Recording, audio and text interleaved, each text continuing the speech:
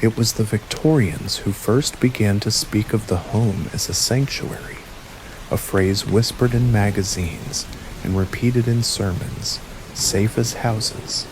The domestic ideal was painted in soft lamplight and polished mahogany, a place where the world's troubles could not intrude.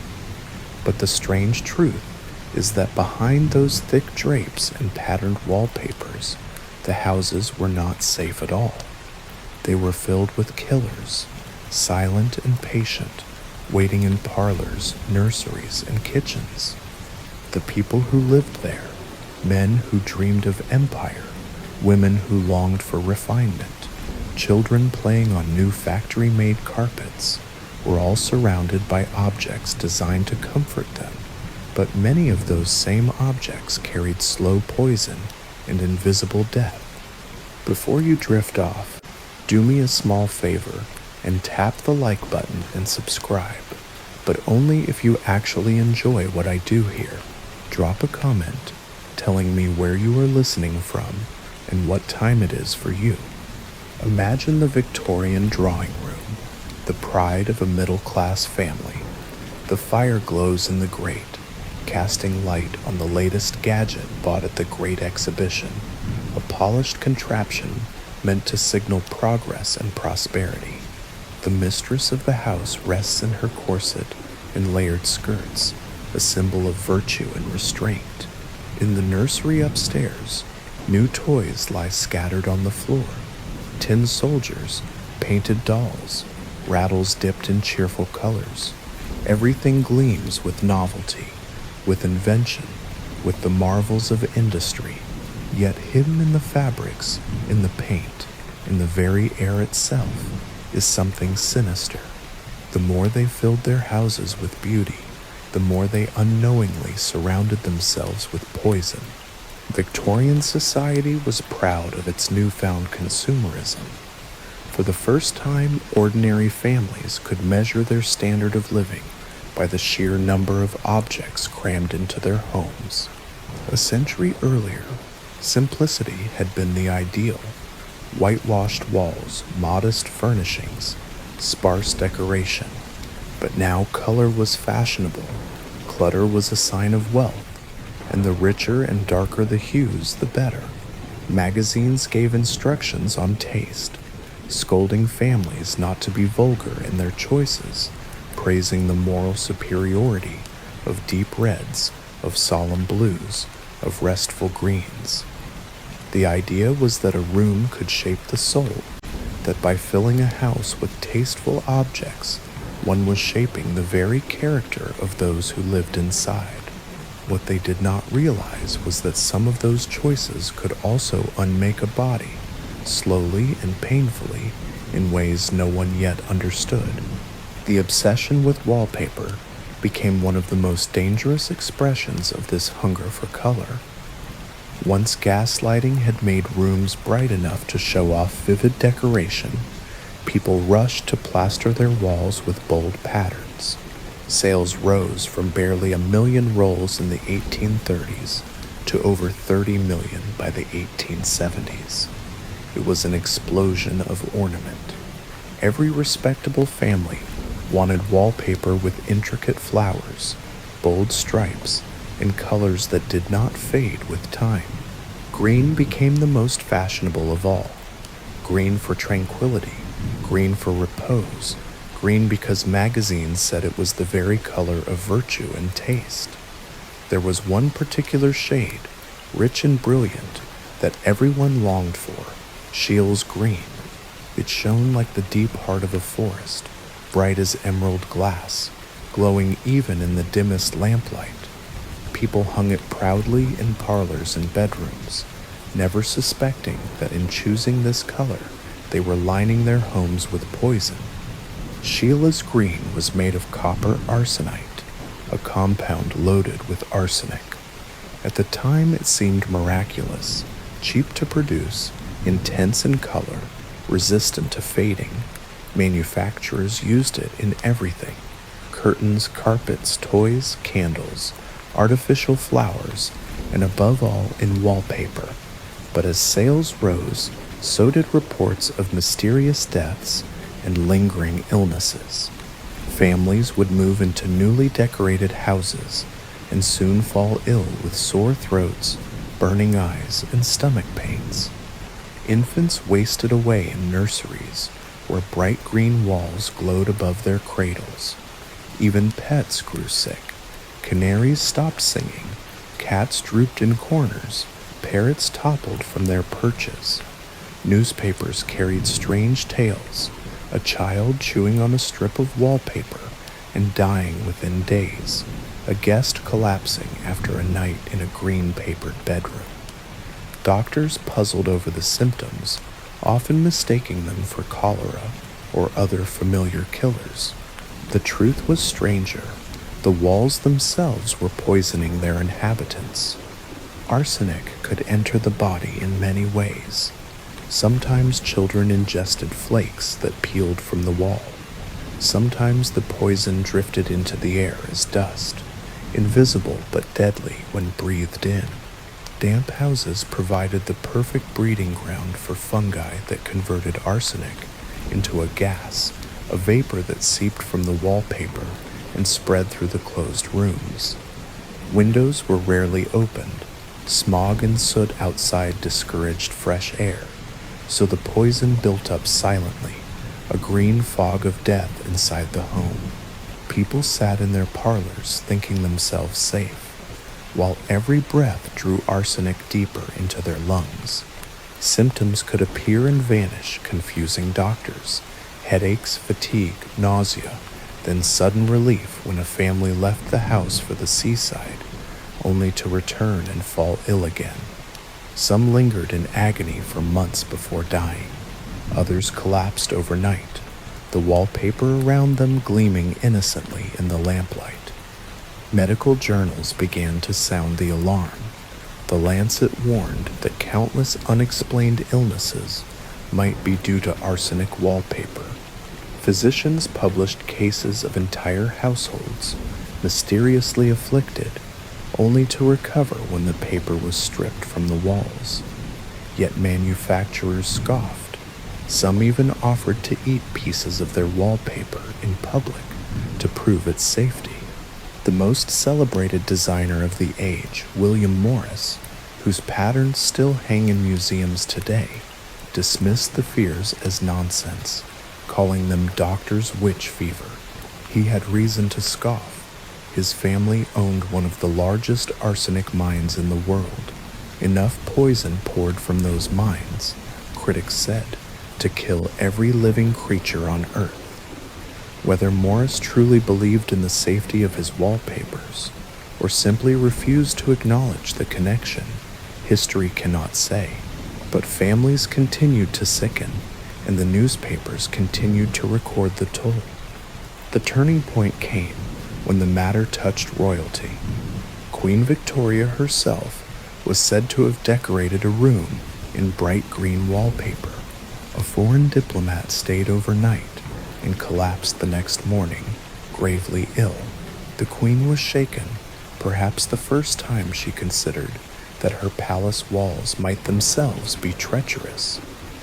The story spread quickly, and the public began to suspect that the doctors had been right all along. Demand for arsenic-free wallpapers grew.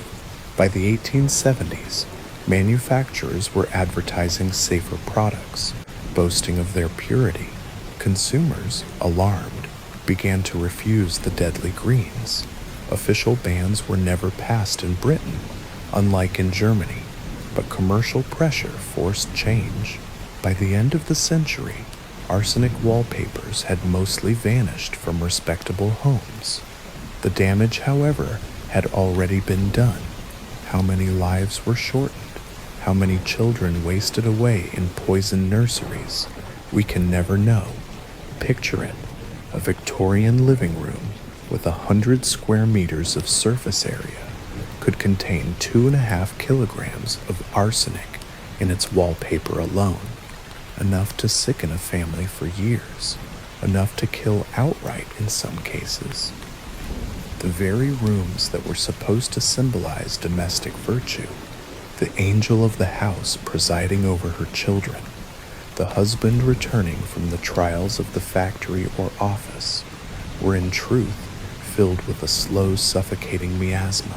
The angel of the house tended her husband, poured him tea, soothed the children, all while breathing poison. It is a grotesque irony, a domestic dream lined with a hidden nightmare. And yet Wallpaper was only the beginning. The Victorian home, for all its comforts and inventions, was riddled with killers, corsets that crushed organs and stole breath, stoves that exploded like bombs, toys painted with lead that seeped into small bodies, baby bottles designed in ways that bred disease.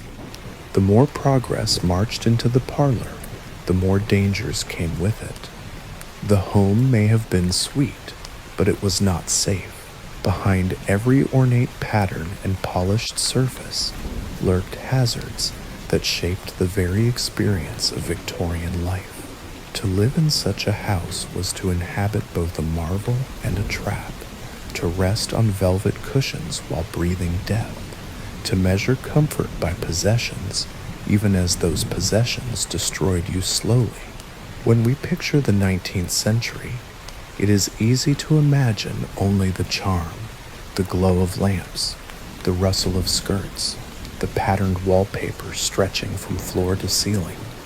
But to those who lived it, the charm was laced with unease, and too often with tragedy. The story of the Victorian home is not simply one of progress, but of peril hidden in plain sight. In the sanctuary of the Victorian bedroom, another danger waited, quieter than arsenic in the wallpaper, yet just as merciless. Here, where the mistress of the house prepared herself each morning and shed her layers each night, the weapon was not chemical, but mechanical. It was the corset, the steel-boned cage of whalebone, fabric and laces that gripped the body and never let go. No respectable woman was seen without one, and no woman could escape its consequences. The corset was not merely an accessory, it was a commandment written in fabric, an instruction that the female body was to be bound, reshaped, and disciplined until it matched the impossible silhouette that fashion demanded. The Victorians called it the mark of refinement. To wear a corset was to prove that you were upright in both posture and morals. A laced waist meant restraint, modesty, and self-control. A woman without one was seen as loose, undisciplined, unfit to preside over the sanctity of the home or the prestige of the empire. So girls began lacing early, sometimes in childhood, their soft ribs molded into new shapes, their spines held rigid. Guides insisted a corset must be worn day and night. Even in the colonies, under sweltering heat, advertisements proudly offered ventilated corsets so that the empire's women could demonstrate their virtue in steel cages even as they fainted in the sun. To remove one's corset was not simply to undress, it was to risk one's reputation. At first glance, a corset might seem harmless, even elegant, just another garment among layers of chemises, petticoats, and gowns. But the invention of the metal eyelet changed everything. With eyelets reinforcing the fabric, laces could be drawn tighter than ever before without tearing. And so began the age of tight lacing, when women pursued waists as small as 16 inches, sometimes smaller. They pulled and pulled, night after night, forcing ribs inward, forcing organs upward or down, training the body into an hourglass it had never been designed to hold. Some women even slept in their corsets, never giving their bones or lungs relief, binding themselves so long that when the stays were removed, the body could scarcely hold itself upright. The fashion plates showed impossibly tiny waists, drawn more like wasps than women, yet those who saw the images believed they must try to match them. The corset was both the cage and the standard, and women submitted to its tyranny willingly, even proudly. The consequences were grotesque. Imagine the liver, that great wedge of an organ beneath the ribs, pressed upward until ridges from the bones carved permanent grooves into its surface. There are specimens preserved in jars, even now, livers distorted like dented loaves of bread by years of compression. The stomach forced downward into the cavity, pressed against the intestines, creating chronic indigestion, nausea, constipation. The lungs, unable to expand fully, left women breathless, even at rest. Doctors wrote of fainting fits and nervous collapses. Novelists described heroines swooning at the slightest provocation. Behind the romantic image was simply lack of oxygen, hyperventilation, forced by a body trying to gulp more air through a rib cage laced shut. Infections like pneumonia found easy purchase in lungs that could not clear themselves. Broken ribs pierced delicate tissue. Pregnant women, in their desperation to appear shapely, laced themselves still, crushing not only their own organs, but the fragile forms of their unborn children. Some infants were born deformed, some never born at all. The irony was cruel. Guides for ladies praised the corset as a mark of health, a support to keep the body upright, a guard against the excesses of flesh. In reality, it was a device of suffocation. The Victorian ideal woman, praised in sermons as the angel of the house, was in fact caged and starved of breath, her body reshaped until it could scarcely function. And yet many of these women insisted they were delighted by the results. To look down and see a waist measuring 24 inches, or 20, or even less, was intoxicating. For some, the pain and dizziness were worth it. For others, the pressure was so constant that they no longer felt it, as if the corset had become part of their skeleton. The garment was as addictive as it was destructive. A woman without her corset felt naked, shapeless, vulnerable. With it, she felt powerful, beautiful, admired. The psychological reward outweighed the physical cost, at least until the cost became fatal. Doctors debated the issue with growing urgency as the century wore on. Some denounced tight lacing as barbaric. Others defended it as harmless, even beneficial. The debate spilled into newspapers and pamphlets, arguments written in ink, while women continued to faint in ballrooms and cough in sick rooms.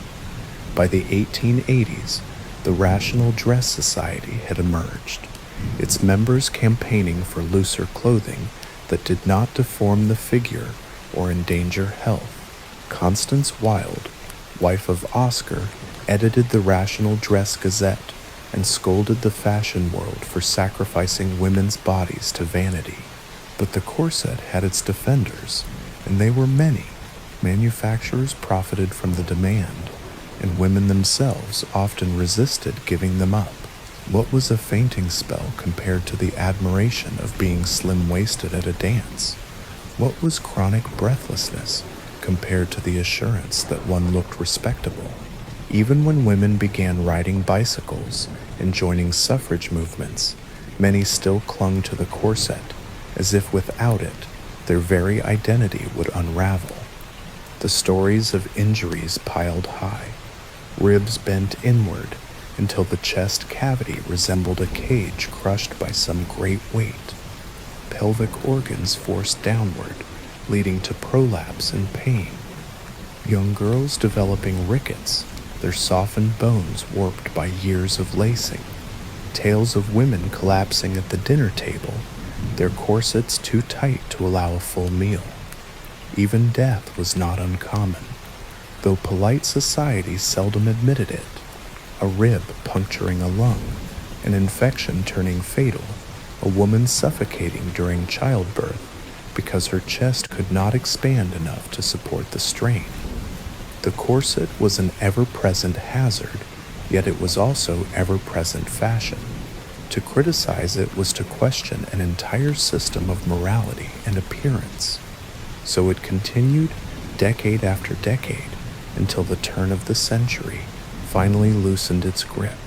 When we look at photographs from the period, the faces of the women are calm, composed, their hair carefully arranged, their gowns immaculate. But beneath the fabric lay a battle, lungs gasping for air, bones reshaped, livers indented, stomachs displaced. The angel of the house was not only ministering to her family, but also silently enduring pain that came from her own clothing. The very garment that was supposed to prove her virtue was in fact punishing her body. A quiet killer she strapped on each morning and laced tighter with each year. It is easy to think of arsenic wallpaper as a hidden poison, unseen and unsuspected, but the corset was worn openly, embraced willingly, a slow death disguised as elegance. By the end of the Victorian age, the corset had become a symbol of the old order. Women who campaigned for the vote also campaigned for freedom from steel stays. They wanted to breathe, to move, to live unshackled. The corset did not vanish entirely, but its tyranny faded, yet its legacy remains, not only in the preserved bodies of organs crushed and distorted, but in the persistent whisper that beauty is worth suffering for, that pain can be ignored if the mirror offers delight. The Victorians were not the last to believe it.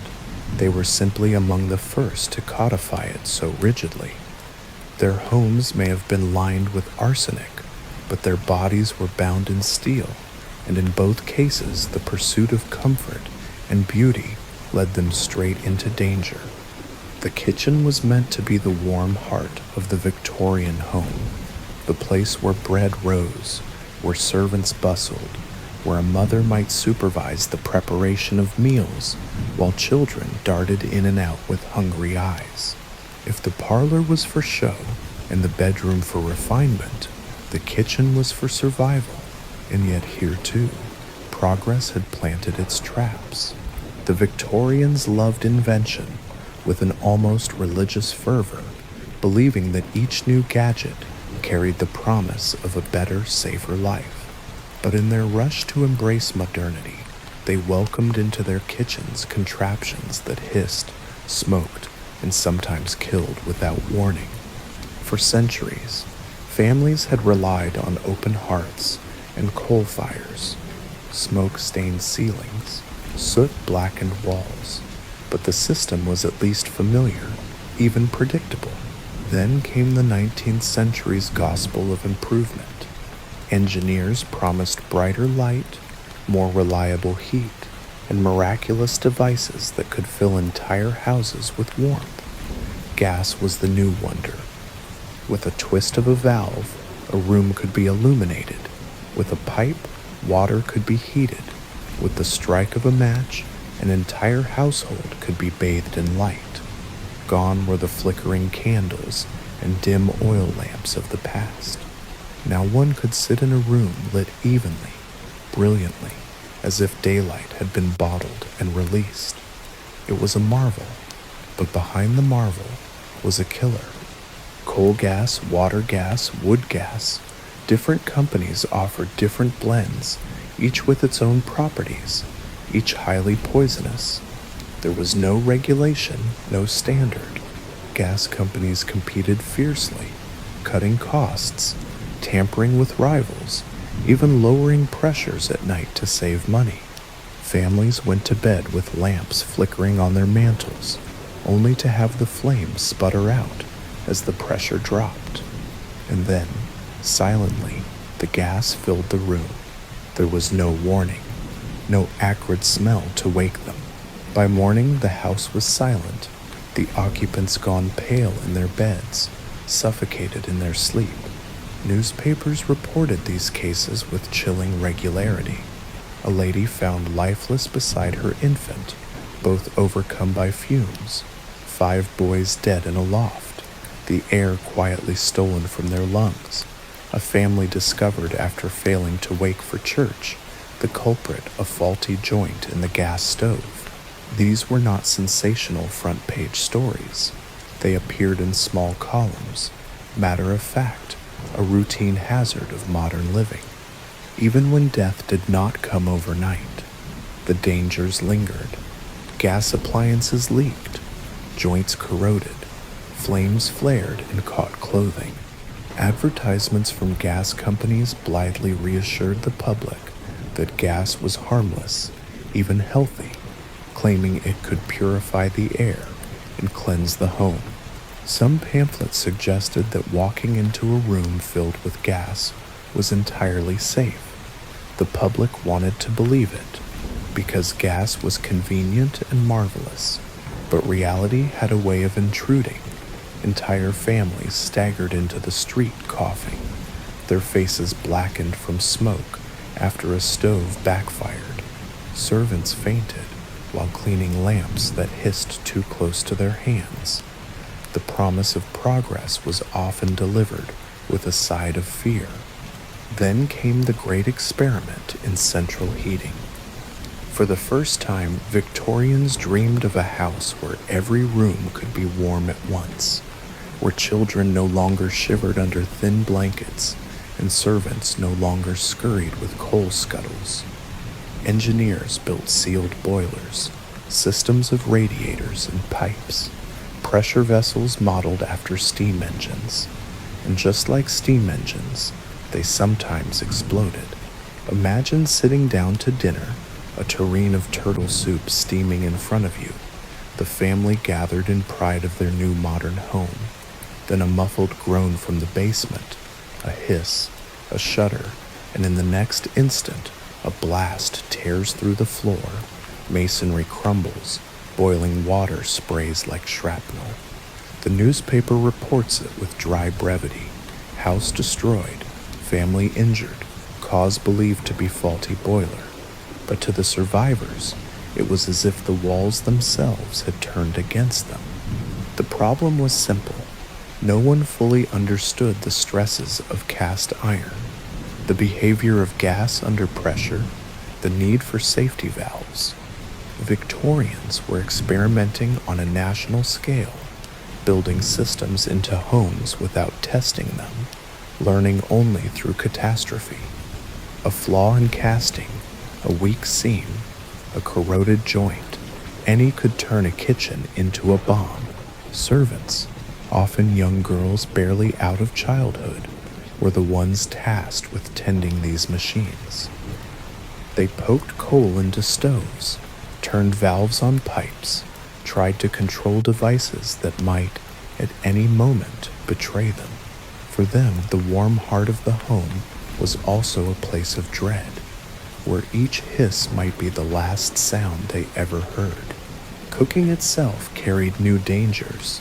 The old open hearth had its risks, burns, sparks, suffocation, but at least smoke had somewhere to go, drawn up the chimney. The new sealed stoves promised efficiency, but their very design trapped fumes. Ventilation was poor, smoke lingered, and carbon monoxide seeped into kitchens until servants staggered and fell. Some stoves doubled as boilers for hot water, sealed vessels without release valves. A forgotten pot became a grenade, bursting with scalding force. Kitchens grew smoky, hot, and treacherous, their modern equipment less a blessing than a test of survival. It was not just the machines that threatened, the fuel itself betrayed them. Coal gas, asphyxiating and deadly, crept into homes through leaks too small to see. A family might sit in comfort, unaware of the slow poisoning, until headaches began, then confusion, then silence. Fires sparked unexpectedly, flames catching on skirts and aprons. with the fashions of the day, long, flammable fabrics trailing close to the ground. A single flare could consume a woman in seconds. Countless servants and housewives were scarred or killed this way, their bodies wrapped in cotton and muslin that turned to fire traps at the first touch of flame. One could be proud of one's spotless kitchen in the morning and be carried out of it by evening, charred beyond recognition, all because progress had offered a new kind of stove. And just when the Victorians thought they had mastered gas, electricity entered the scene. Early bulbs glowed dimly, their filaments fragile, but they were heralded as the future, a safer, cleaner alternative. Yet in those first decades, houses often contained both systems: gas pipes in the walls, electric wires newly strung. The combination was explosive: a corroded gas joint, an unnoticed leak, a switch clicked on, a spark flared, and the kitchen was gone. Families learned too late that mixing two miracles often created disaster. Progress marched faster than safety, and households were left as laboratories for lethal experiments. By the 1870s and 1880s, the press was littered with these stories. They did not dominate headlines, for by then, accidents had become almost mundane. A servant dead from gas fumes, a boiler burst, a family suffocated in the night. It was simply part of the rhythm of Victorian life. But if you string those brief notices together, page after page, a grim pattern emerges. The very technologies celebrated at the Great Exhibition, the wonders that filled households with pride, were claiming lives in quiet, relentless numbers. Death came not only from disease or factory accidents, but from within the supposed safety of home. What is most striking is the attitude of the people themselves. They knew the risks, or at least suspected them, but the promise of modernity was too intoxicating to resist. Who would choose to return to smoky candles once they had seen a room lit brilliantly by gas? Who would prefer hauling coal once a boiler could warm the entire house? Families weighed the risks and chose comfort, even if comfort sometimes meant catastrophe. They accepted danger as the price of progress, just as they accepted arsenic in their wallpapers and steel cages on their bodies. Safety regulations did not appear until the 1920s, long after generations had suffered the consequences. By then, the Victorian house had already earned its reputation as both haven and hazard, a place of marvels built on foundations of peril.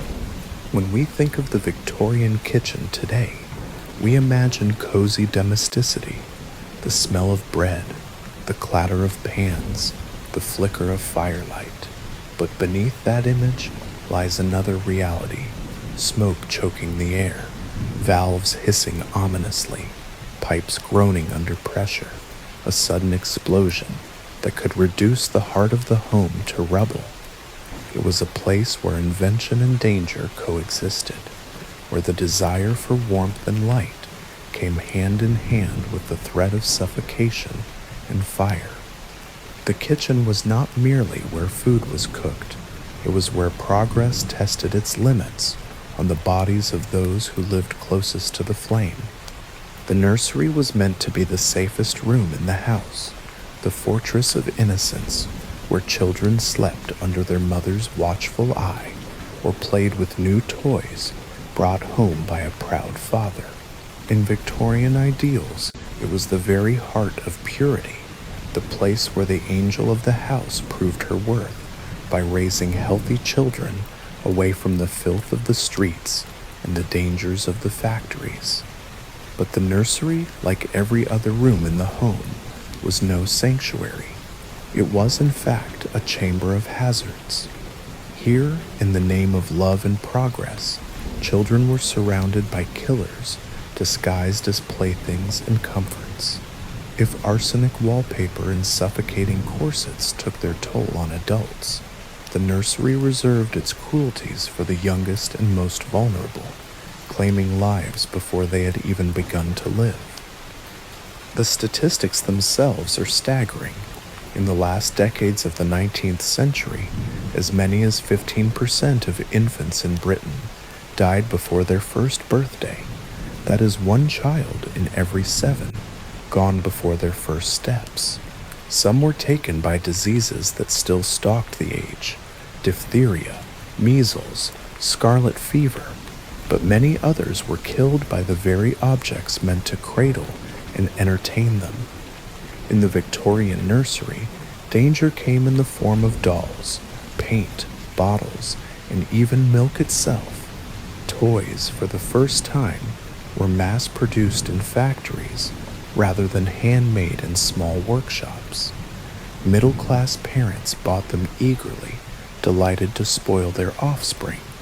Tin soldiers, wooden trains, dolls with rosy cheeks, all cheap, all colorful, all covered in pigments laced with poison. Lead was everywhere. It was mixed into paints to brighten reds and whites, to give a sheen to toys, to preserve wood.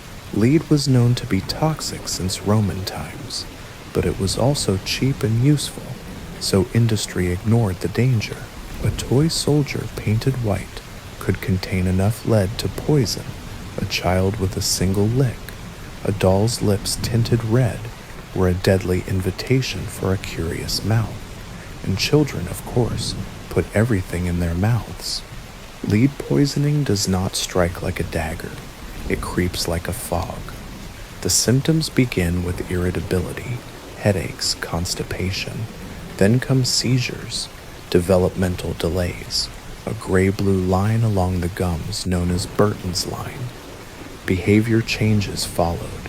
Children who once laughed and played grew restless, angry, difficult to control. Parents chalked it up to temper, never realizing that their children's very brains were being eaten away. By the time the cause was suspected, it was often too late. Lead seeped into bones, blood, and nerves, leaving permanent damage. A child who survived poisoning might live with cognitive impairment for life. Countless others never survived at all, their small coffins carried quietly to the churchyard. And yet parents continued to buy the toys because no one wanted their children to be deprived. A nursery without bright playthings was seen as cold, unloving. Advertisements assured mothers that new toys meant progress, that providing them proved one's moral worth. The irony was bitter.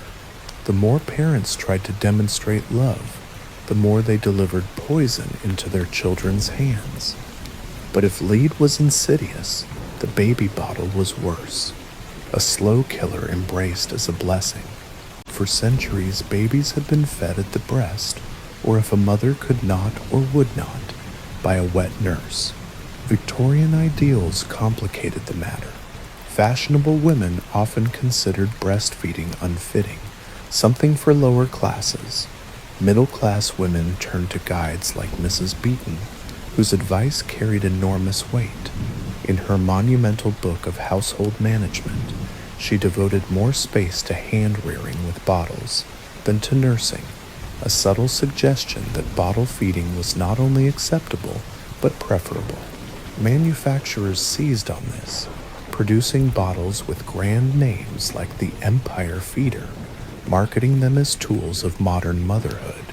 To feed by bottle was to join the march of progress, to be a proper citizen of empire. But the design of these bottles was a nightmare. Known as long tube feeders, they consisted of a glass reservoir with a rubber tube leading to a nipple. The milk flowed constantly, meaning babies could suck unattended for hours. Parents were told the bottle could be tied to the cradle, so a child might feed itself through the night. It sounded convenient, modern, scientific. In reality, it was lethal. The long rubber tubes were porous, impossible to clean properly. Milk residue clung inside, breeding bacteria by the billions. The nipples, tied on and rarely washed, became colonies of infection. Within days, the bottles turned into incubators of disease, delivering death directly into the mouths of infants. Doctors eventually nicknamed them murder bottles, and they earned the name. Infants fed with them often developed diarrhea, vomiting, fevers, signs of bacterial infection that in an era before antibiotics quickly became fatal. Dehydration killed babies within days. Pneumonia took others as bacteria traveled from mouth to lungs. Mortality among bottle-fed infants soared. Yet the bottles continued to sell well into the 20th century because mothers trusted the promises of modernity more than the warnings of doctors. They wanted to believe they were doing right, that their children were being nourished scientifically. Few could admit that they were delivering sickness with every feed. Even milk itself betrayed them. Before refrigeration, milk soured quickly, dairies were often filthy, and water added to stretch supply was frequently contaminated with sewage. To feed a baby on cow's milk diluted with infected water through a tube filled with bacteria was to hand it a death sentence disguised as nourishment. The nursery, meant to cradle life, became a chamber of quiet funerals. The tragedies multiplied. A mother would tuck her baby into a cradle, attach the long tube bottle, and wake to find the child cold and still. Doctors, puzzled, spoke of summer diarrhea, of mysterious infantile fevers. Only slowly did they realize the bottles themselves were breeding grounds for death. By the 1890s, safer designs appeared. Shorter, straight bottles with removable nipples that could be boiled clean. But the older murder bottles remained in use for decades, their cheapness and convenience irresistible. Some were still sold in the early 20th century, their deadly reputation unable to overcome the inertia of tradition. Lead 2 continued its quiet devastation, not only in toys but in the very walls and furniture of the nursery. Paint on woodwork, cribs and doors gleamed white because of lead compounds. Children chewed on windowsills or crib rails, scraping flakes into their mouths. The paint dusted floors, settled on small hands, and found its way into every meal. Symptoms were misread, ignored, or attributed to other causes. How many bright futures were dulled? How many children lost their lives or their minds? We cannot know. What is certain is that the nursery, imagined as a realm of purity, was instead a workshop of death. The bitterest irony is that all of this was framed as progress. The Victorians prided themselves on being the first to truly value childhood. They insisted children deserved protection, toys, and education. They invented the modern Christmas, with gifts piled high beneath the tree, stockings filled with sweets and playthings. Childhood itself was sacralized, turned into a golden period of innocence, and yet the very gifts they lavished on their children were saturated with toxins. The very milk meant to nourish them was a broth of bacteria. The very bottles meant to ease a mother's burden carried disease straight to the lungs of the infant. The angel of the house, praised for her devotion, often unwittingly delivered death with her own hands. If the parlor killed slowly with arsenic fumes, if the bedroom crushed and suffocated with corsets, the nursery killed with false love, with poisoned toys and bottles that whispered convenience.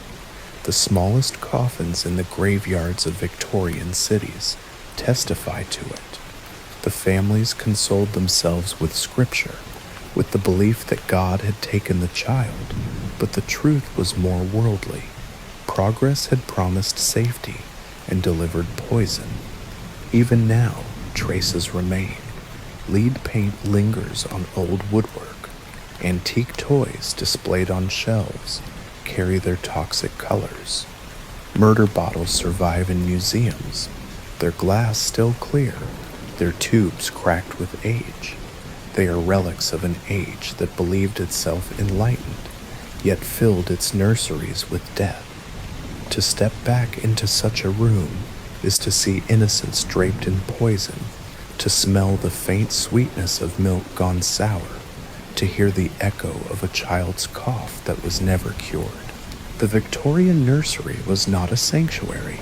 It was a battlefield where the smallest bodies fought against dangers they could not name and too often lost.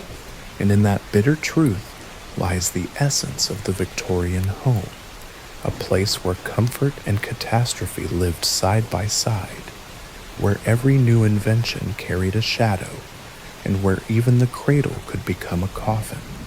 The Victorian home was built on an illusion. To its owners, it was the very emblem of progress, a fortress of respectability, a bubble of purity sealed away from the chaos of the streets. Gas lamps glowed in drawing rooms, stoves hummed in kitchens, wallpaper shimmered in rich colors, children's laughter echoed from nurseries above. It looked from the outside like the triumph of civilization.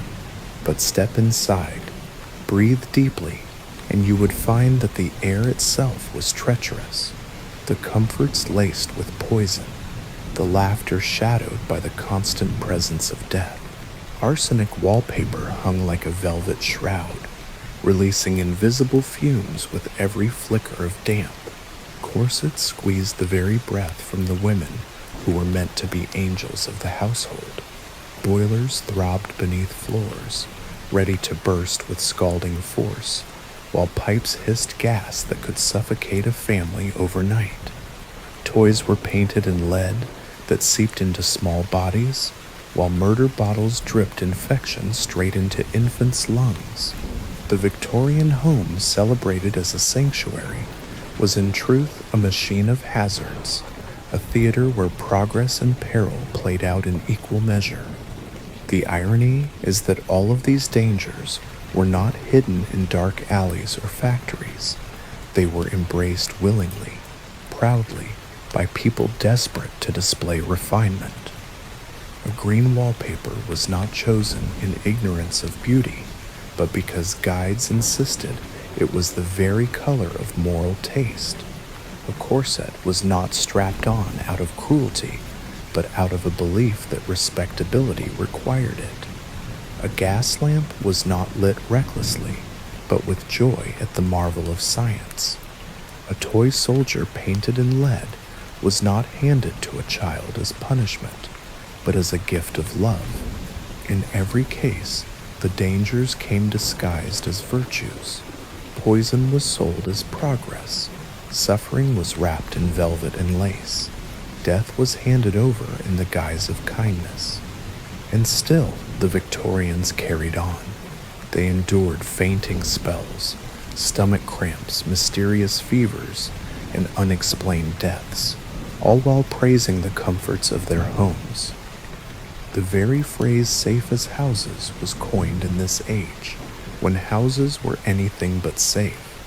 Perhaps it was denial, or perhaps it was simply necessity, to strip the wallpaper, to unlace the corset, to abandon the stove, to deny the child its toys, that would have been to reject the very markers of middle-class success.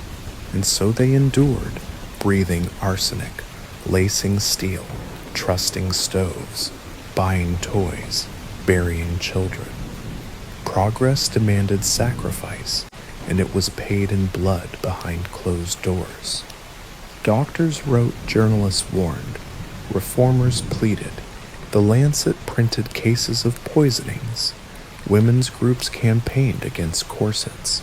Critics denounced dangerous stoves and filthy bottles. Some listened. Some wallpaper makers began to advertise arsenic-free products. Some women threw off their corsets and donned looser dresses. Some families boiled bottles and painted toys with safer pigments. But change was slow, always slower than death. Regulations rarely came until decades later, long after countless lives had been shortened. Britain, so proud of its empire and industry, resisted intervention, preferring to let the market sort itself. Germany banned arsenic wallpaper. Britain did not. Sweden banned lead in paint by the 1920s. Britain waited half a century longer. The story is not simply one of ignorance. It is one of willful delay, of wealth and convenience taking priority over safety. The truth is that the Victorian house was both a marvel and a trap. To live in it was to sit on a velvet chair in a drawing room, glowing with poison, to lie on a feather bed while steel stays gnawed at your ribs, to dine in a kitchen where the very warmth might explode, to tuck a child into a cradle with a bottle that brewed bacteria by the billions. It was a theater of contradictions, comfort and danger bound together, every improvement shadowed by a hidden cost. The Victorians were the first to mass-produce consumer goods, the first to fill homes with gadgets, the first to measure respectability by possessions. But in their rush to embrace the future, they also built houses that became slow instruments of suffering. What makes it haunting is how ordinary it all was. These were not freak accidents or rare exceptions. They were the texture of daily life. To live in a Victorian home was to know illness as a constant companion, to lose children and call it God's will, to bury wives and blame their delicate constitutions, to accept fainting and coughing as the price of refinement. Death was not a stranger, it was a frequent visitor, sometimes slipping quietly through wallpaper, sometimes roaring in a burst of flame. Yet people kept buying, kept decorating, kept tightening their laces, because the alternative, admitting the home was a danger, was unthinkable. The home had to be safe, even if it killed them. We still live in the shells of those houses. Many Victorian homes stand today, their wallpaper stripped, their boilers replaced, their nurseries converted to studies. Their dangers are gone, replaced by new ones, but the lesson remains. Every age surrounds itself with comforts it believes safe. Every age embraces new inventions with faith that they will improve life. And every age learns, sooner or later, that safety is never so simple. The Victorians thought they were at the height of progress, yet their homes were killing them. We think we are wiser, yet who can say what invisible hazards surround us now? Perhaps that is the truest legacy of the Victorian home, not just the architecture, the patterns, the romantic glow of lamplight, but the warning that comfort is never free, that progress always casts a shadow, that behind every promise of safety may lurk a hidden killer, waiting in the very place we think ourselves most secure. The Victorians breathed poison in their parlors, strapped it to their bodies, cooked with it in their kitchens, fed it to their children, and they called it home.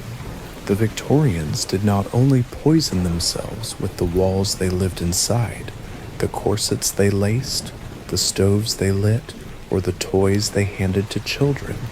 They also brought danger into their homes through the most ordinary of objects, the powders dabbed on cheeks, the lotions rubbed on skin, the cleaning products sprinkled on floors, the medicines swallowed in hope of relief. If the drawing room, bedroom, kitchen, and nursery were each silent traps, then the dressing table and the cupboard were no less treacherous. Beauty itself was a killer, and cleanliness could be fatal. The Victorian woman expected to embody purity and refinement. reached for powders to keep her face pale and free of blemish. Pale skin was a marker of class, proof that one did not toil outdoors. But those powders were often laced with lead and arsenic. A dab across the cheeks gave an immediate glow, a fashionable whiteness, but over time the metals seeped into pores, inflamed the skin, and entered the bloodstream. Women who longed for beauty found their faces mottled with sores, their gums receding, their health declining. Some developed what was grimly called arsenical complexion, a pallor that looked sickly rather than refined. Yet still they powdered, because to appear without it was to risk ridicule. The angel of the house was expected to shine like porcelain, even if it meant she was rotting beneath the surface. Lotions were no safer. Hair tonics promised luster, but contained mercury salts that crept into the body and eroded the mind. Eyelash enhancers were brewed with belladonna, dilating pupils for a sultry gaze while risking blindness. Lip reddeners carried dyes that inflamed mouths and poisoned blood. The irony was thick. The more a woman attempted to look vibrant, the more she courted her own decline. To meet the Victorian ideal of beauty was often to shorten one's life, to die admired but sickened. But men were not spared. Their vanity, too, had its poisons. Hair dyes mixed with lead acetate or silver nitrate darkened beards while seeping into skin. Tonic wines laced with cocaine or opium were sold as restoratives, promising vigor but delivering addiction.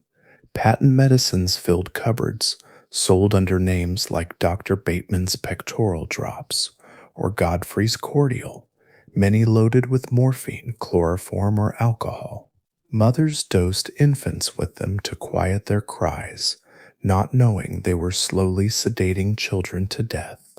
Laudanum, a mixture of opium and alcohol, was so common it might be found on nearly every bedside table, taken for toothaches, coughs, sleeplessness. It soothed, but it also enslaved. Countless Victorians lived and died in its grip, their homes perfumed with the faint scent of poppy, their bodies weakened by dependency. Even the pursuit of cleanliness turned lethal. Arsenic was sold as rat poison, a white powder kept in drawers, indistinguishable from flour or sugar if mislabeled. Stories filled newspapers of families accidentally baking bread with arsenic, whole households collapsing after a single meal. Carbolic acid, hailed as a disinfectant, burned flesh when mishandled. Chlorinated lime, used for whitening linens, produced choking fumes in close rooms. Matches were tipped with white phosphorus, cheap and bright, but handling them daily, especially for the poor women known as match girls, led to a horrifying disease called phossy jaw. The bone of the jaw rotted away, leaving victims disfigured, in pain, often dead. The glow of a single match carried the promise of fire, but also the curse of decay. The Victorians trusted in labels, in promises, in the idea that science was always marching forward. They believed powders would make them lovely, that tonics would make them strong, that disinfectants would keep them safe. And sometimes they did, but more often they brought hidden suffering into the very heart of the home. To open a drawer, to lift a bottle, to apply a cream, these ordinary acts could be steps toward illness. The dressing table became a laboratory of poisons, the pantry a pharmacy of death. The tragedy lay not in malice, but in ignorance. People wanted to be healthy, beautiful, clean. They wanted their homes to sparkle, their children to thrive, their bodies to be free of pain. Industry offered them answers, packaged in pretty jars and elegant labels, endorsed by doctors or advertised in glowing words. And so they bought, they used, they trusted. The deaths that followed were explained away as misfortune, weakness, mysterious fevers. Few realized they had purchased their own killers. Walk through a Victorian home in your mind, and you will see it clearly. Wallpaper glowing green with arsenic, corsets waiting on chairs, stoves hissing in kitchens, toys scattered with lead paint. But look closer, and you will also see powders on the dressing table that eat into flesh, bottles of cordial laced with opium on bedside shelves, boxes of rat poison on pantry counters. The entire house was saturated with danger, from the walls to the lungs, from the lips to the bones. It was not simply that the home contained hazards, it was that every act of living, eating, grooming, cleaning, soothing was bound up with poison. The Victorian home was never safe. It was beautiful, yes, glowing with color and invention, alive with the marvels of progress. But beneath the surface, it was treacherous, each comfort shadowed by danger. To live there was to walk through a gallery of killers in disguise, to breathe death in the wallpaper, to lace it around your waist, to strike it in a match, to swallow it in a cordial, to smooth it on your face as a powder. The Victorians did not simply live in poisoned houses. They wore poison, they fed poison, they trusted poison, and the price they paid was written in graves that filled faster than progress could explain.